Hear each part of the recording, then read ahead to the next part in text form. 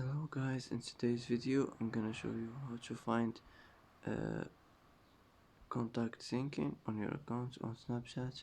Easy and quick. First, after you click on your profile icon, click on the settings icon here, and now here you will find it on account actions. Here you will find contact syncing. Click on it, and that's how to find contact syncing on your account on Snapchat. Easy and quick, and that's it for today.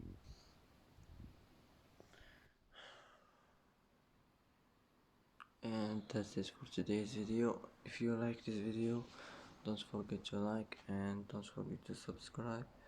I hope this video is helpful for you, and thanks for watching until the end, and see you in the next video.